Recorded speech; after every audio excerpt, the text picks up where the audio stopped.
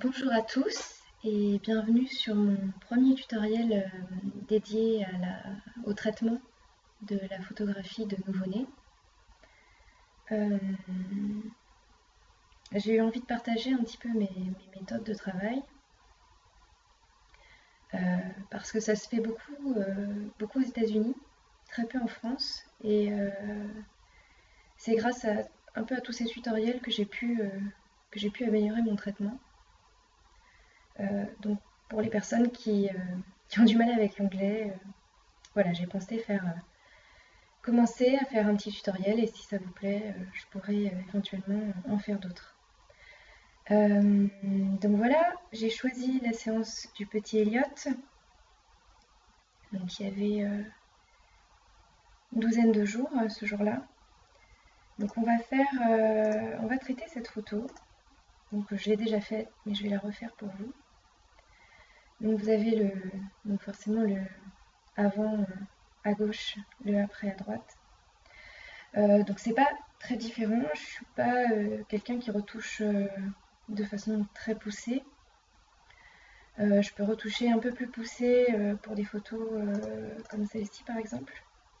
Mais je reste toujours dans... J'essaie de rester naturelle. Vous pouvez voir ce avant-après là aussi. Voilà. Donc on va commencer donc, de cette photo pour arriver à celle-ci. Donc moi je shoot en RAW. Donc ici chez Nikon c'est le format nef. Le RAW est un format brut. Donc j'aime beaucoup le format RAW parce que je peux intervenir sur beaucoup de choses. Là en l'occurrence j'ai intervenu sur très peu de choses. Donc on peut voir mes paramètres d'origine. Donc là j'ai un petit souci pour moi de balance des blancs.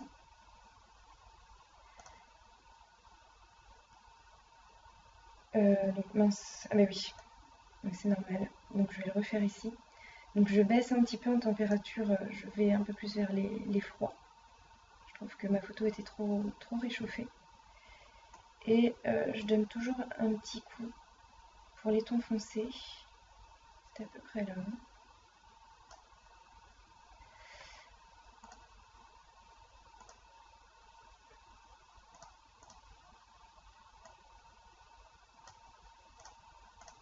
Voilà, on voit bien la différence.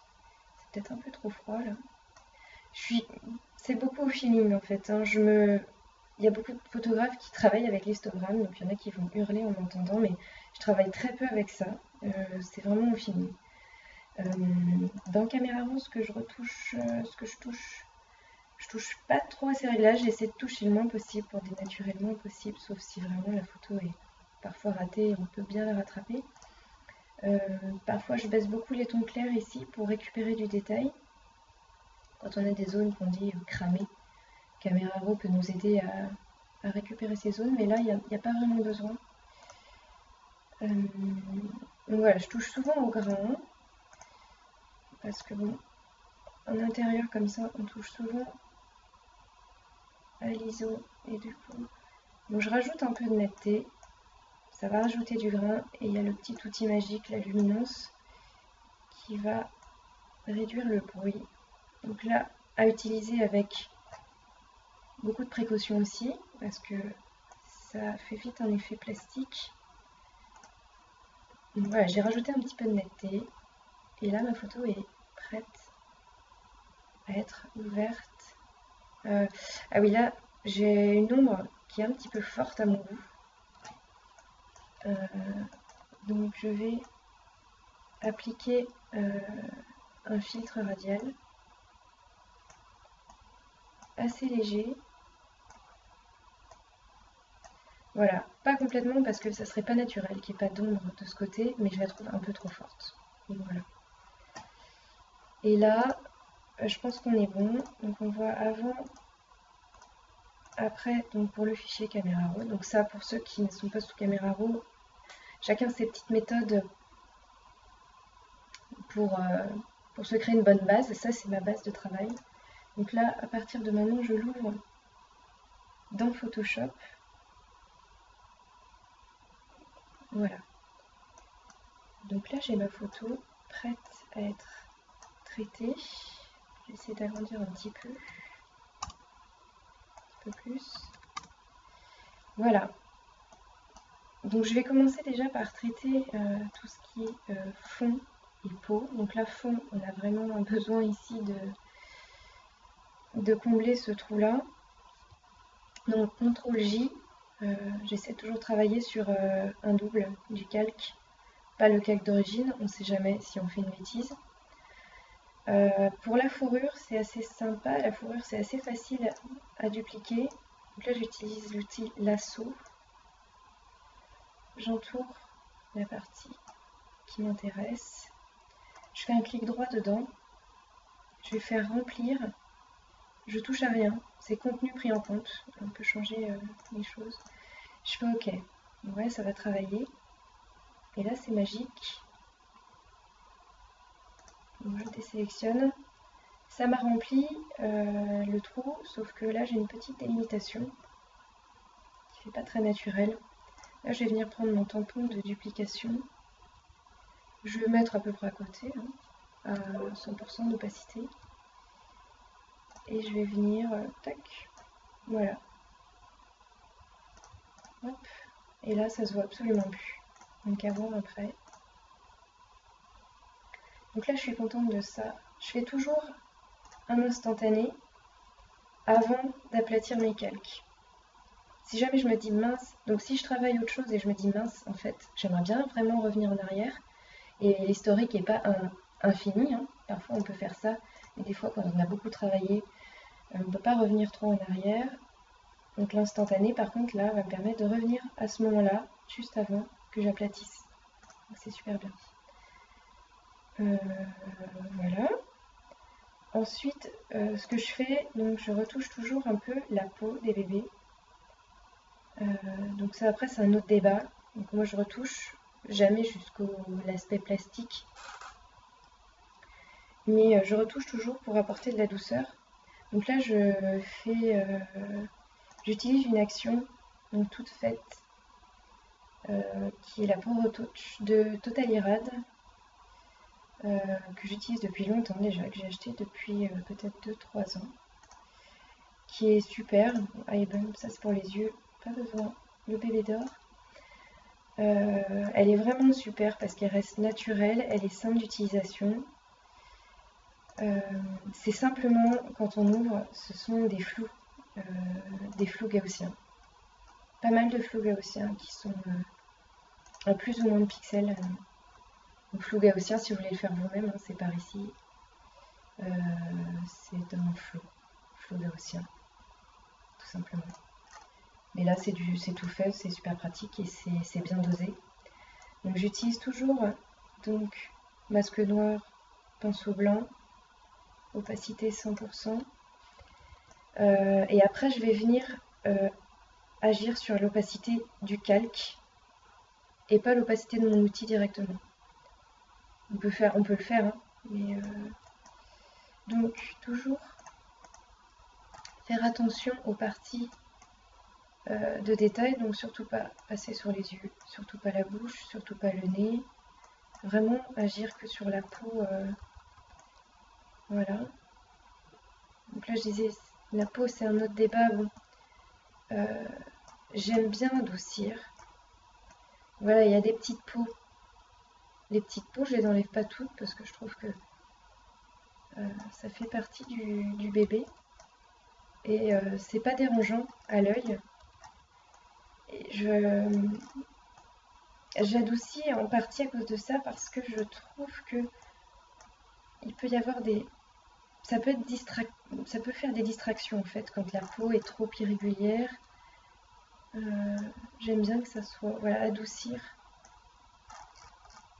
pour donc là on peut voir avant après. Là c'est un peu trop, donc je baisse toujours un peu, souvent à 85% d'opacité. Et voilà, ça unifie. Pour moi, c'est plus agréable à mon œil, je préfère. Voilà. Après, chacun est libre dans son dosage, ou même de le faire ou pas le faire. Donc là ça me plaît, un petit instantané quand même, j'aplatis. Je vais venir encore faire un petit CTRL J, donc je duplique mon calque et je vais venir vraiment, c'est un peu trop, là, si ça va. Donc avec l'outil correcteur dans l'outil pièce, qui est super, je vais venir enlever les petites choses qui m'embêtent encore une fois. C'est pas que je trouve le bébé pas beau hein, avec ça, mais c'est des petites choses qui vont distraire l'œil et qui vont me distraire du sujet principal qui est le bébé. Donc j'enlève pas tout, hein, mais j'en enlève un peu quand même. Je fais attention, vous voyez, dans les cheveux, ça c'est complètement inutile, mais ça peut nuire à la clarté de la photo pour moi. Là, je trouve que la peau, elle est assez grosse. Donc je vais venir atténuer un peu, je peux en enlever une autre là. Le reste ne me dérange pas vraiment. Je trouve que, voilà. Bon, ce bébé avait une peau plutôt parfaite, donc il n'y a pas grand chose à faire. Parfois, il y a des petits boutons rouges, ça, je vais venir le retoucher aussi. Parce que, au contraire des petites peaux, les boutons rouges, ça se voit beaucoup plus. Les petites peaux, c'est blanc, ça ne me dérange pas du tout. Ça peut en déranger d'autres. Hein. Voilà, donc là, je vais CTRL E, j'aplatis. J'ai pas fait de petit instantané, mais bon, là, il n'y avait pas grand chose de fait. Voilà, donc on a presque fini. Là, je vais venir maintenant. Donc là, c'est mes favoris, c'est mes petites actions que j'aime beaucoup. J'utilise quasiment toujours les mêmes. Donc là, c'est ma petite kiwi.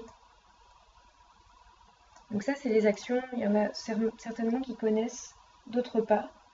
C'est des actions, pour la plupart, des actions souvent de photographes hein, américaines ou australiennes. Donc c'est des actions toutes faites. Souvent, c'est fait avec un bon dosage et ça permet de peaufiner un petit peu vos photos. Donc souvent, donc soit c'est des filtres, soit c'est des dégradés, soit c'est des réglages de courbe, c'est des réglages de niveau. Il y a beaucoup de choses et ça peut faire gagner du temps. Je pourrais le faire moi-même à chaque fois, mais ça prendrait un peu plus de temps. Donc là, Kiwi, en l'occurrence, c'est un dégradé, hein, tout simplement. Donc ça peut se faire soi-même, mais moi c'est tout fait, donc c'est pratique. Ce qui est important, je pense, c'est de comprendre ce que c'est. Au début, c'est vrai que j'utilisais ces actions un peu trop sans trop savoir sur quoi s'agissait. C'est un peu bête, c'est un peu dommage. Et c'est un peu limitant. Mais quand on sait ce que c'est, en fait, c'est facile de les utiliser. Donc là, c'est simplement un dégradé. Que j'ai baissé à 5%. C'est juste pour donner juste une petite touche. Ensuite, pour cette séance, j'ai utilisé un petit peu de Cosmic Ray. Donc là, c'est beaucoup trop fort aussi. Je le descends en 12. En général, 10, 12, 11. Voilà, vous, à l'écran, vous ne le voyez pas, mais moi, je le vois. C'est très subtil. Et Bloom, en général, que je descends très très bas aussi, qui vient réchauffer un petit peu. Donc là, ça met un peu de teinte de bleu, là de jaune. Et Kiwi, ça, comment dire, ça décontraste un petit peu. C'est ce qu'ils appellent haze, souvent. Bon, haze. Vous savez, quand on prend des photos, quand on est un peu en face le soleil, les photos sont très passées, peu contrastées. Là, ça met un léger rosé, une légère teinte passée rosée. Vous pouvez voir sans et avec. Parfois, quand c'est trop fort sur le bébé, je vais venir sur le masque ici. Donc masque blanc, outil noir, je vais mettre à 30% d'opacité. Et je vais venir en enlever, donner juste un petit coup, hop, vous voyez ici, ça s'affiche, pour éviter que la peau du bébé soit trop changée, pour garder la teinte naturelle. Donc là, je peux le faire un peu. Encore une fois, vous ne le voyez pas vraiment à l'écran, c'est subtil, mais ça fait la différence entre une photo qui va paraître naturelle, peu retouchée et une photo très retouchée. Voilà. Donc là, un petit instantané. J'aplatis mon image. Et là, je vais souvent tester, rajouter une vignette. Donc là, c'est une vignette toute faite, mais ça peut se faire à la main aussi. Je peux vous montrer comment on fait. Donc là, je trouve que ça apporte quelque chose. Ça apporte pas toujours quelque chose. Mais là, sur les photos avec beaucoup de vide autour, ça apporte, on focus un petit peu plus sur le sujet central en assombrissant un petit peu les fonds. Voilà. Et donc là, j'aplatis et j'enregistre. Non, j'enregistre pas, je sais pas tout à fait fini, pardon. Et un dernier petit truc, donc ça c'est mon petit secret, donc je vais vous le révéler quand même. Il faut partager. Donc ça c'est une action, ça s'appelle Detail Brush, donc brosse de détail. Ça c'est pareil, c'est simplement un filtre de renforcement, d'accentuation. Donc vous pouvez aller dans filtre renforcement, accentuation. Et moi, bon, c'est tout fait. Pardon, j'ai une mouche qui vient. Ah, c'est bon.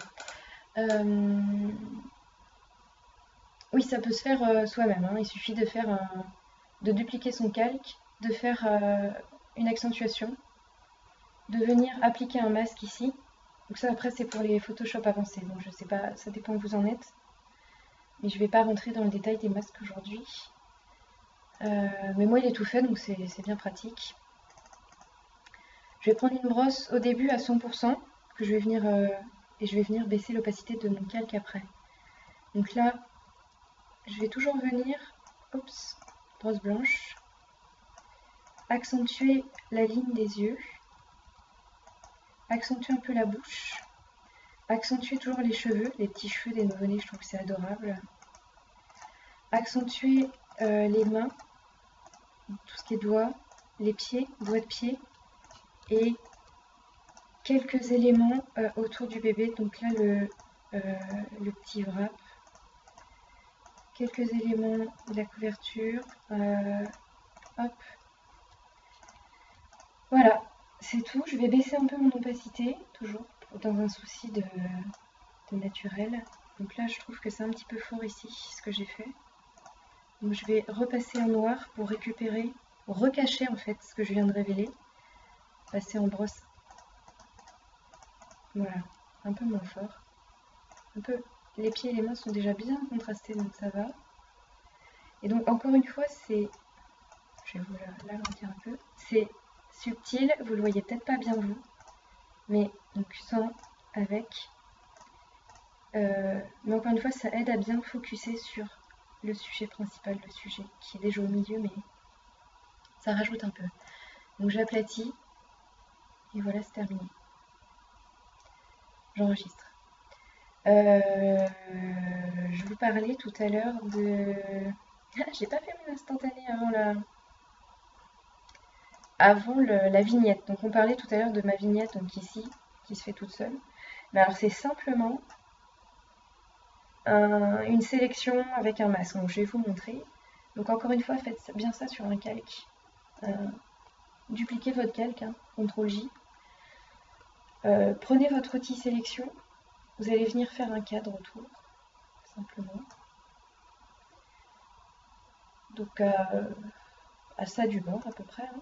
Vous allez intervertir, clic droit, intervertir, contour progressif. Vous pouvez mettre entre 150 et 300. Là c'est 250.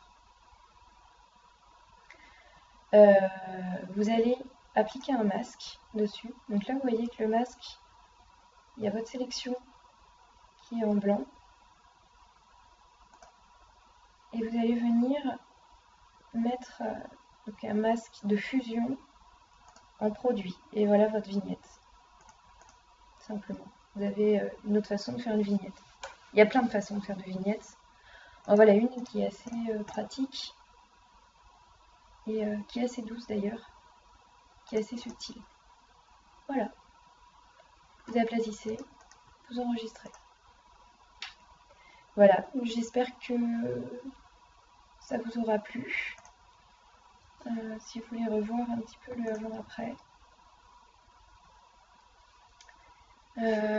D'ailleurs c'est un petit peu moins fort, j'ai fait un peu moins, c'est un peu moins jaune, j'ai un peu moins de cette action là.